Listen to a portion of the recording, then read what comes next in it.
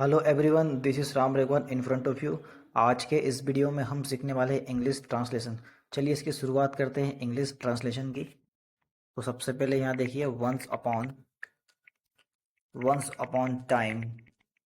Once upon time एक बार की बात है। My father was my father was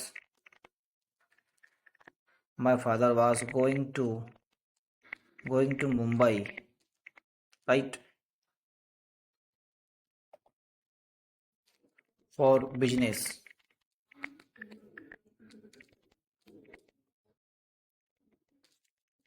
एक बार की बात है,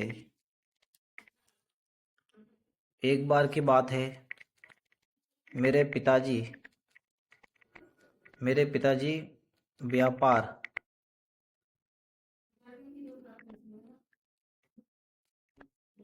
व्यापार के लिए मुंबई जा रहे थे मुंबई जा रहे थे। Sentence number 1 and sentence number 2। इतना हमने कर लिया है ट्रांसलेशन। इसका हम करते हैं दूसरा।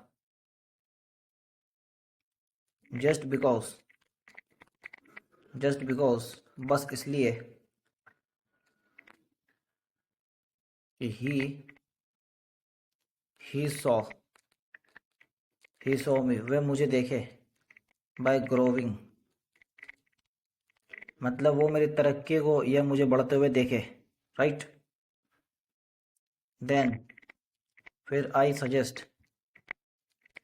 सजेस्टेड हिम मतलब मैंने क्या करा, मेरे पिताजी को क्या, अब मैंने सलाह दी, सजेस्ट करा उन्हें। क्या कहा? आई सजेस्ट हिम, मैंने उन्हें सलाह दी कि you are not going alone. इसको हम करते हैं ट्रांसलेशन।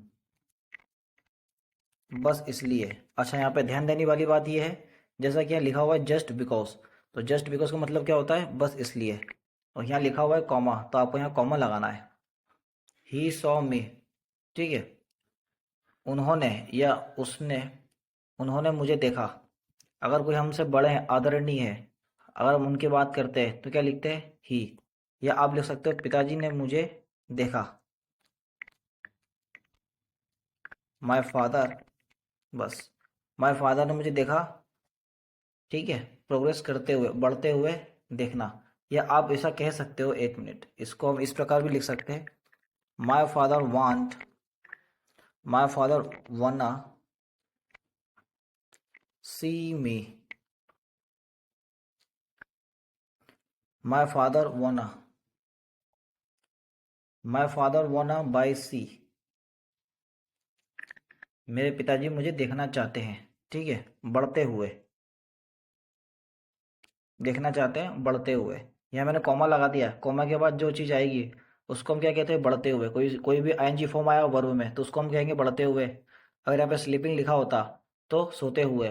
अगर यहाँ पे ड्रिंकिंग लिखा होता तो पीते हुए। लेकिन यहाँ पे क्या लिखा हुआ है? ग्रोविंग अप, बढ़ते हुए या तरक्की करते हुए, right. Then I suggested him, उसके बाद मैंने क्या करा? मैंने उन्हें सलाह दी, मैंने मेरे पिताजी को, दैट के you are not going alone, आप अकेले नहीं जा रहे हो। You are going to alone, you are not going to alone, right. इसको हम करते हैं इसका ट्रांसलेशन। बस इसलिए मेरे पिताजी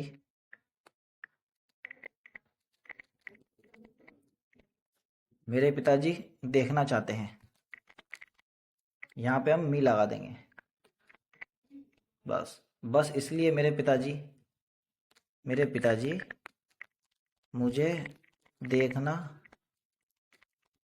चाहते हैं, ठीक है, बढ़ते हुए देखना चाहते हैं। उसके बाद यहाँ क्या लिखा हुआ? देन को क्या बोलते हैं? फिर। आई सजेस्ट हिम मतलब मैंने क्या करा? उन्हें सलाह दी, मैंने उन्हें सलाह दी। अगर कोई हमसे बड़े हैं, आदरणीय है, तो उसके लिए तो हम लिखते ही हैं। अगर कोई हमारा फ्रेंड हो या हमसे कोई छोटा व्यक्ति भी हो तो भी हम उसके लिए हिम लिखते हैं। लेकिन हिंदी में अगर हम उन्हें सम्मान देना चाहें बड़े को तो उन्हें लिख सकते हैं। अन्यथा आपको कोई दोस्त है तो आप उसे भी लिख सकते हो, जैसे कि यहाँ लिखा हुआ है, उन्हें लिखा हुआ है। चूंकि मेरे पिताजी मुझसे बड़े हैं, आदरणीय है, तो मैंने उन्हें लिखा है। अगर यहाँ मेरे दोस्त की बात होती तो मैं क्या लिखता, मैंने उसे सलाह दी। लेकिन यहाँ मेरे पिताजी है तो मैंने क्या करा, मैंने उन्हें सलाह दी। ठीक है, इतना आपने समझ लिया। दैट, दैट का मतलब क्या, कि मैंने उन्हें सलाह दी कि you are not going to alone. अच्छा, इसमें एक बात और, यहाँ पे जो लिखा हुआ ना, यहाँ पे गोइंग के साथ टू नहीं आएगा। टू तब आता है जब इसके आगे कोई वर्ब है, लेकिन यहाँ पे क्या नाउन है अपना, क्या है, नाउन। और ये आपका एडजेक्टिव भी है, नाउन भी है और आपका एडजेक्टिव भी है, राइट। तो यहाँ पे ध्यान देने वाली बात ये है, इतना हमने ट्रांसलेशन कर लिया है की तक। You are not going alone, आप अकेले नहीं जा रहे हो। ऐसा किसने कहा, मैंने कहा, और मैंने इसे सलाह दी। मतलब मतलब मैंने आपको सलाह दी कि आप अकेले नहीं जा रहे हो, कि आप अकेले अकेले नहीं जा रहे हो, राइट। देखा आपने किस तरह से मैंने करा इसका ट्रांसलेशन। चलिए इसका एक पैराग्राफ और करते हैं, इसको और हम थोड़ा और आसान बनाते हैं। तो यहाँ पर मैंने लिखा तीसरे नंबर का, and my father my father would like to my father would like to go alone. यहाँ पे हम एंड की जगह बट कर देते तो हमारा सेंटेंस क्या लगेगा, रुचिदार लगेगा। But my father would like to go alone. लेकिन जो मेरे पिताजी थे वे अकेले जाना चाहते हैं, जाना चाहेंगे। ठीक है, माय मतलब मेरे पिताजी क्या है, अकेले जाना चाहेंगे, ऐसा उन्होंने मुझसे कहा। एंड उसके बाद देखिए क्या हुआ, एंड आई रेसिस्टेड। ठीक है, एक मिनट, यहाँ पे हम कुछ और लिख देते, इन स्पाइट ऑफ, ठीक है, in spite of refusing refusing him. पिताजी ने क्या कहा, कि मैं अकेला जाना चाहूंगा, राइट। तो यहाँ पे ध्यान देने वाली बात यह है, in spite of refusing him. ठीक है, उन्हें कहने के बावजूद भी, या उन्हें मना करने के बावजूद भी, उन्हें मना करने के बावजूद भी, ही इज गोइंग, या हम ऐसा कह सकते हैं, वना ही वना गो टू ही वना गो अलोन इन मुंबई। क्या लिखा हुआ है, मुंबई, राइट। बस इसको हम इतना स्टॉप कर रहे हैं, इसका हम कर लेते हैं ट्रांसलेशन। मैं आपको बताने वाला हूँ कैसे मैंने किस प्रकार का यूज करा है इंस्पाइट का। तो यहाँ पे देखें आप, बट लिखा हुआ है, बट को हम क्या करेंगे, सीधी तरह से ऐसे कैसे हम लिख देंगे। ठीक है, यहाँ लिखा है मैंने लेकिन, बट को क्या बोलते हैं बेटा, लेकिन। उसके बाद देखें, my father would like to go alone. मतलब वुड लाइक का यूज़ कब करते हैं, जब हम कोई चीज़ चाहते हैं, करना चाहूँगा, खाना चाहूँगा, पीना चाहूँगा, सोना चाहूँगा, राइट, खाना खाना चाहूँगा। तो उस सेंस में हम वुड लाइक का यूज़ करते हैं। तो यहाँ पे जो है मेरे पिताजी क्या कर रहे हैं, अकेले जाना चाह रहे हैं, तो उस सेंस में मैंने इसका यूज करा है वुड लाइक का। आपको कंफ्यूज नहीं होना, राइट। आप चाहो तो मुझे कमेंट में एक बार टाइप करके लिख सकते हो कि मुझे एक बार और एक्सप्लेनेशन करके इसका वीडियो बना दो, तो मैं बना दूंगा। फिलहाल अब इस पे ध्यान देते हैं हम ट्रांसलेशन पे। तो my father would like to go to alone. मेरे पिताजी मेरे पिताजी अकेले जाना चाहेंगे। ठीक है, और यहाँ पे फुल स्टॉप नहीं आएगा, अगर एंड आएगा तो फुल स्टॉप नहीं आएगा, राइट। और यहाँ पे क्या लिखा हुआ, एंड, तो एंड को क्या बोलेंगे, और in spite of refusing him. ठीक है, अब मेरे पिताजी जिद कर रहे हैं कि मैं अकेले जाना चाहूँगा यार। ठीक है, अब मुझे पसंद नहीं आ रहा, तो मैंने क्या कहा उनको हिंदी में, मतलब इंग्लिश में, in spite of refusing him. मतलब उन्हें मना करने के बावजूद भी वे अकेले मुंबई जाना चाहते हैं, इसका मतलब ये हो रहा है, राइट। यहाँ पे वाना, आप चाहो तो वांट टू का भी यूज करते हो। वाना एक एडवांस लेवल की इंग्लिश है, जो कि इसका ज़्यादातर यूज नहीं होता है, क्योंकि ये एडवांस इंग्लिश है। कहीं कहीं खास खास मकसद के लिए इसका यूज होता है, लेकिन आप चाहो तो इसका यूज हर जगह कर सकते हो। ठीक है, वांट टू तो हर हर टीचर करता है, हर बच्चा करता है, बट वरना का यूज बहुत कम करते हैं लोग, क्योंकि उन्हें पता नहीं होता है वरना के बारे में। बच्चों को नहीं पता होता है, ज़्यादातर टीचर को तो पता होता है, बट बच्चे को नहीं पता होता है।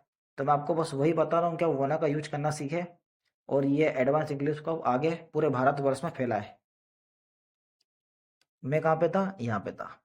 मेरे पिताजी अकेले जाना चाहेंगे और इंस्पाइट ऑफ रिफ्यूजिंग हिम, ठीक है, उन्हें कहने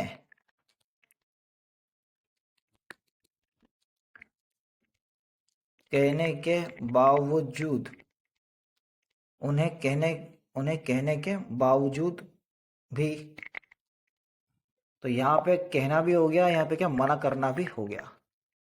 तो मना करने के बावजूद भी वे मुंबई जाना चाहते हैं अकेले। वह अकेले मुंबई जाना चाहते हैं। राइट। तो देखा आपने किस तरह से इसका ट्रांसलेशन हमने करा, 1, 2 और 3। राइट। ये 3 सेंटेंस, 3 पैराग्राफ हमने आपको बना के दिखाया। आशा करता हूँ मेरा ये वीडियो आपको पसंद आया होगा। Thank you so much for watching my video. अगर आप मेरे चैनल पर नए हैं तो आप तहे दिल से करिए सब्सक्राइब, ताकि आने वाला बेल आइकन आपको के टाइम पर मिल जाए। कल इसी वीडियो के साथ मिलते हैं एक इंटरेस्टिंग वीडियो के साथ, क्योंकि आपका ट्रांसलेशन ईजी हो सके, इसलिए मेरी ये आशा है, ये विनती है कि निश्चित रूप से आप ट्रांसलेट करना सीख जाओगे। Thank you so much.